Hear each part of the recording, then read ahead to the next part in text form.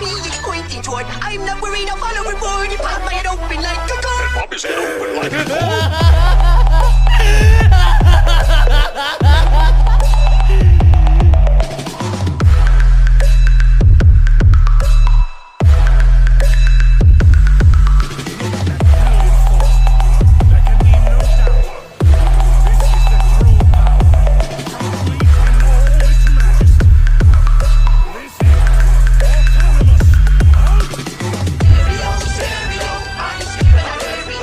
Episode की starting में हम देखते हैं गोहान को। इस पॉइंट पर गोहान ग्रैंड प्रिंस से बातें कर रहा था। यहाँ पर गोहान ग्रैंड प्रिंस को अपनी पूरी जर्नी बता देता है, जैसे कि कैसे वो एक अलग डायमेंशन में फंसा और वहाँ पर उसकी मुलाकात एक विच से हुई। वैसे ये विच कहने को तो विच थी, पर ये एक फीमेल सेन थी। पर उस फीमेल सेन की जो स्टोरी है वो भी काफ़ी ज़्यादा वियर्ड है। मतलब कि उसने अपने खुद की फैमिली को पूरी तरीके से डिस्ट्रॉय होते हुए देखा। वो अपने सिविलाइजेशन की आखिरी बच्ची ऐसा उसे लगा था। उसने काफ़ी सारी अलग अलग चीज़ें भी बताई और यहाँ पर गोहान ये भी रिवील करता है कि गोहान की जो एंटिटी पावर्स है ये सारी ही पावर उसे उससे मिलती है। इस पॉइंट पर ग्रैंड प्रिंस जैसे ही इन चीज़ों को सुनते हैं वो एकदम से इमोशनलेस हो जाते हैं और यहाँ पर वो गोहान की तरफ देखते हैं और कहते हैं, देखो मैं इस चीज़ को काफ़ी अच्छे से समझ चुका हूँ कि तुम एंटिटी पावर्स को यूज़ करके खुद को बर्बाद कर रहे हो। देखो यूनिवर्स 7 के जो वॉरियर्स है यूनिवर्स 7 के, वो सभी तुम्हारी स्पीशीज से बिलोंग करते हैं। एक तुम्हारे फादर है, दो तुम्हारे अंकल्स, एक तुम्हारे ग्रैंडफादर और जो बाकी वॉरियर्स हैं उन्हें तुम जानते ही हो। तो यहाँ पर जो इतने सारे वॉरियर हैं वो सभी सेल्फ मेड है। उन्होंने कहीं और से पावर्स नहीं ली है, ये सब उन्होंने खुद अचीव करा है अपनी स्ट्रेंथ की मदद से। उन्हें कहीं और से पावर नहीं मिल रही, किसी और गॉड से पावर नहीं मिल रही। वो सेल्फ मेड कैरेक्टर है। इस एक रीज़न की वजह से मैं उन सभी की काफ़ी ज़्यादा रिस्पेक्ट करता हूँ, क्योंकि वो पावर के एक काफ़ी बड़े लेवल पर पहुँच चुके हैं और वो भी खुद मेहनत कर। फिर ग्रैंड प्रिंस इस टाइम पर गोहान से कहते हैं, तो गोहान आगे से एंटिटी की को यूज़ मत करना, पर अगर तुम्हें गलती से भी किसी से पावर लेने की ज़रूरत पड़ती है तो फिर जितनी पावर्स तुम्हें लेनी है तुम मुझसे पावर्स लो, ना कि किसी और से। अगर तुम एंटिटी पावर्स का यूज़ करते हो तो ये तुम्हारे लिए काफ़ी बड़ी प्रॉब्लम हो सकती है। फिर ग्रैंड प्रिंस जो यूनिवर्स 7 का एंजल है यानी वीस, उसे कॉल करते हैं और यहाँ पर उससे कहते हैं कि जिस मॉडल के बारे में, जिस एंटिटी के बारे में गोहान बात कर रहा है उस एंटिटी को लेकर सीधा ग्रैंड प्रिंस के पैलेस पर आ जाया जाए। इस पॉइंट पर यूनिवर्स 7 के सारे वॉरियर्स अभी जस्ट यूनिवर्स 7 में पहुंचे हुए थे और तभी ग्रैंड प्रिंस ने वीस को कॉल करा। यहाँ पर जो वीस है वो कहता है यूनिवर्स 7 एक ऐसी जगह पर है जहाँ पर पहुँचने में काफ़ी लंबा टाइम लग जाता है। इस एक रीज़न की वजह से हमें यहाँ पर पहुँचने में टाइम लगा, वरना जो बाकी यूनिवर्सेस है वो कब के उनके लोकेशन पर पहुँच चुके हैं। और इस टाइम पर जो ग्रैंड प्रिंस है उन्होंने वीस को जो चीज़ करने को कही, वीस उस चीज़ के लिए पहले तो नहीं मान रहा था, मतलब कि वो काफ़ी ज़्यादा थक गया था। बट हाँ, फिर वीस ग्रैंड प्रिंस की बात सुनता है और फीमेल सेन को लेकर सीधे चले जाता है ग्रैंड प्रिंस के पैलेस पर। और इस टाइम पर वीस काफ़ी लंबा ट्रैवल करता है। फिर जब वीस फीमेल सेन को लेकर ग्रैंड प्रिंस के पैलेस पर पहुंच जाता है, ग्रैंड प्रिंस एकदम से फीमेल सेन की तरफ देखने लग जाता है। यहाँ पर वो फीमेल सेन की पावर को सेंस करने की कोशिश करता है, बट फीमेल सेन की जो पावर है ना के बराबर होती है। मतलब कि गोहान की जो बेस ट्रांसफॉर्मेशन है वो फीमेल सेन से 1000 टाइम ज़्यादा पावरफुल है। उसका पावर लेवल सीरियसली किसी ह्यूमन की तरह है। फिर ग्रैंड प्रिंस और फीमेल सेन ये दोनों बात करने लग जाते हैं। इस पॉइंट पर जो ग्रैंड प्रिंस है वो उससे पहले ये सवाल पूछता है कि आखिर तुम एक प्योर सेन हो या फिर तुम्हारे साथ थोड़ी बहुत मिलावट की गई है, मतलब कि तुम्हारे मॉम डैड कोई अलग स्पीशीज से है क्या। इस पॉइंट पर जो फीमेल सेन है वो कहती है कि हाँ, मैं एक अलग स्पीशीज से भी हूँ। मैं 50% सेन हूँ और 50% एक एंटिटी हूँ। मेरे डैड एक एंटिटी थे और मेरी मॉम एक सेन थी। इस पॉइंट पर ग्रैंड प्रिंस उससे काफ़ी सारे सवाल भी पूछते हैं। यहाँ पर वो फिजिकली स्ट्रांग नहीं है, पर वो मेंटली स्ट्रांग है। इस पॉइंट पर जो ग्रैंड प्रिंस है वो गोहान और वीस इन दोनों को यूनिवर्स 7 में वापस जाने को कहते हैं और यहाँ पर वो गोहान से कहते हैं कि अब तुम्हें एंटिटी एनर्जी को वापस से एक बार यूज़ नहीं करना है। अगर तुम इसे वापस से एक बार यूज़ करते हो तो हो सकता है तुम्हारी डेथ हो जाए। यहाँ पर ये चीज़ सिर्फ गोहान को डराने के लिए कही गई थी। बट तभी जो फीमेल सेन है वो गोहान के पास आती है और यहाँ पर वो एंटिटी एनर्जी को अपने अंदर एब्जॉर्ब कर लेती है और कहती है अब तुम्हें इन सारी चीज़ों से कोई भी प्रॉब्लम नहीं होगी। और यहाँ पर जो गोहान है वो यूनिवर्स 7 के लिए निकल लेता है। दूसरी तरफ ग्रैंड प्रिंस फीमेल सेन को लेकर अपने कैसल से बाहर निकलते हैं और वो फीमेल सेन को लेकर काफ़ी ज़्यादा दूर आ जाते हैं, एक ऐसी लोकेशन पर जो लोकेशन मल्टीवर्स में एक काफ़ी ज़्यादा हिडन लोकेशन है। इस पॉइंट पर जो ग्रैंड प्रिस्ट है वो फीमेल सेन से कहते हैं क्या तुम इस जगह को जानती हो। इस पॉइंट पर फीमेल सेन कहती है बिल्कुल भी नहीं।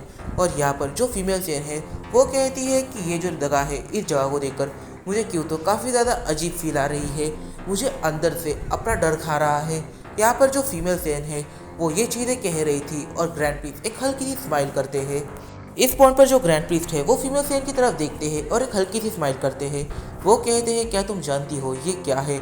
इस पॉइंट पर फीमेल सेन कुछ भी रिप्लाई नहीं करती। यहाँ पर जो ग्रैंड प्रिस्ट है वो उसे एक्सप्लेन करते हैं कि इस चीज़ को पिरामिड ऑफ पावर कहा जाता है। ये जो पिरामिड ऑफ पावर है ये असल में मेरी वाइफ ने यहाँ पर समन किया था काफ़ी लंबे टाइम पहले, और ये इटर्निटी तक यहीं पर रहने वाला है। ये यहाँ से एक इंच भी नहीं हिल सकता। इस पॉइंट पर जो ग्रैंड प्रिस्ट है वो आगे ये भी एक्सप्लेन करते हैं कि इस चीज़ को उसके वाइफ ने यहाँ पर समन किया था ताकि वो उनके सबसे छोटे बेटे जो मीरस है उसे यहाँ पर ट्रेन कर सके। फिर ग्रैंड प्रिंस उसे पिरामिड ऑफ पावर के अंदर लेके जाता है और जैसे ही वो उसे पिरामिड ऑफ पावर के अंदर लेके जाता है वैसे ही ग्रैंड प्रिंस उसे काफ़ी बड़ा झटका देता है। वो कहता है क्या तुम जानती हो इसके अंदर कोई ऐसा बींग अगर गलती से भी चला जाता है जिसके पास गॉड की ना हो तब वो तब तक इस जगह से बाहर नहीं निकल सकता जब तक उसके पास गॉड की ना हो। उसे ट्रेन कर गॉड की को अचीव करना पड़ता है। इस पॉइंट पर फीमेल सेन एक हाफ एंटिटी होने की वजह से वो जो गॉड वाली चीज़ें हैं उनके साथ ऐसा अच्छा कोऑर्डिनेशन नहीं बना सकती। वो गॉड से काफ़ी ज़्यादा दूर रहती है, पर यहाँ पर वो एक डिवाइन प्रिजन में जैसे कैद हो चुकी है। वो इससे बाहर नहीं निकल सकती जब तक वो खुद एक गॉड ना बन जाए, और गॉड बनना उसके लिए नेक्स्ट टू इम्पॉसिबल है। और यहाँ पर वो समझ जाती है कि वो यहाँ से बाहर कभी नहीं निकल सकती। पहले तो फीमेल से जितने भी गेट्स वहाँ पर थे उन गेट से बाहर जाने की कोशिश करती है, पर जब वो उन गेट से बाहर नहीं जा पाती तब वो एक जगह पर थक हार कर बैठ ही जाती है। यहाँ पर जो ग्रैंड प्रिस्ट है वो उससे सवाल करता है क्या तुम्हें बाहर नहीं जाना। इस पॉइंट पर फीमेल सेन कहती है मैं यहाँ पर गिव अप कर रही हूँ, मैं यहाँ से बाहर नहीं निकल सकती। और इस पॉइंट पर जो ग्रैंड प्रिस्ट है वो कहते हैं तुम यहाँ से बाहर निकल सकती हो, तुम्हें बस ट्रेनिंग करनी है और गॉड की को अचीव करना है। तुमने देखा नहीं यूनिवर्स 7 के जो बॉकी वॉरियर थे वो सभी गॉड की को अचीव करते हैं, वो काफ़ी ज़्यादा पावरफुल है। इस पॉइंट पर जो ग्रैंड प्रिस्ट है वो फीमेल सेन से कहते हैं देखो यूनिवर्स 7 के जिन भी सेंस ने गॉड की को अचीव करा है कभी ना कभी उनकी एज भी तुम्हारे जितनी होगी ही, कभी ना कभी उनके पावर लेवल के अंदर भी कुछ ज़्यादा डिफरेंस नहीं रहा होगा। हो सकता है उनका पावर लेवल भी पहले तुम्हारी ही तरह हो। देखो उन्होंने मेहनत करी और उस चीज़ को अचीव करा जिस चीज़ से वो अब एक गॉड बन चुकी है। तुम अगर मेहनत करोगी तो फिर तुम भी गॉड की को अचीव कर ही लोगी, और जब तुम गॉड की को अचीव करोगी तब तुम इस पिरामिड ऑफ पावर से आसानी से जा सकोगी। यहाँ पर तुम्हें खाना पाने की तो बिल्कुल भी चिंता नहीं करनी चाहिए, क्योंकि यहाँ पर एक ऐसी जगह है जहाँ पर जो खाना है वो अपने आप ही बनने लग जाता है, और वो भी अनलिमिटेड। और यहाँ पर ट्रेनिंग करने के लिए भी काफ़ी अच्छी एरिया है। जैसे ही फीमेल सेन सुनती है कि ग्रैंड प्रिंस ने यहाँ पर अनलिमिटेड फ्री फूड कहा है, एकदम से उसके चेहरे पर एक स्माइल आती है और यहाँ पर वो कहती है तो मुझे चिंता करने की कोई भी ज़रूरत नहीं है, मैं अपनी पूरी लाइफ यहाँ पर काफ़ी अच्छे से इंजॉय कर सकती हूँ और यहाँ पर चैन से मर भी सकती हूँ, ये काफ़ी अच्छा रहेगा। इस पॉइंट पर आपने अच्छा है मुझे इस प्रिजन में डाल दिया। ग्रैंड प्रिंस उसे समझा रहा था कि ये कोई प्रिजन नहीं है, ये एक ट्रेनिंग सेंटर है और यहाँ पर उसे गॉड की अचीव करनी चाहिए। पर फीमेल सेन का यहाँ पर ट्रेनिंग पर बिल्कुल भी मन नहीं है, वो अपने कामों में ही बिजी होने वाली है।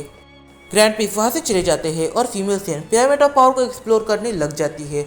वो ट्रेनिंग एरिया को देखती है और जहाँ पर फ्री में खाना मिलता है उस चीज़ को भी देखती है। फिर वो मदर ऑफ ऑल एंजल की लाइब्रेरी को भी देखती है कि आखिर मदर ऑफ ऑल एंजल अपने टाइम में कौन सी बुक्स पढ़ा करती थी। बट तभी ट्रेनिंग एरिया में उसकी नज़र जाती है एक सैयन आर्मर के ऊपर, जो सैयन आर्मर काफ़ी ज़्यादा बड़ा था। इस पॉइंट पर फीमेल सेन इस आर्मर को देखकर पूरी तरीके से शॉक हो जाती है, मतलब कि जितना फीमेल सेन का सर से लेकर पैर तक का हाइट था उतना तो वो सैयन आर्मर था। जैसे ही फीमेल सेन उस आर्मर को काफ़ी अच्छे से देखने लग जाती है तभी अचानक से उस आर्मर के साइड से एक तस्वीर नीचे गिरती है और ये तस्वीर एक सैन की थी। इस टाइम पर इस सैन को हम लोग देख पाते हैं और इसका नाम है लॉर्ड अकुमो।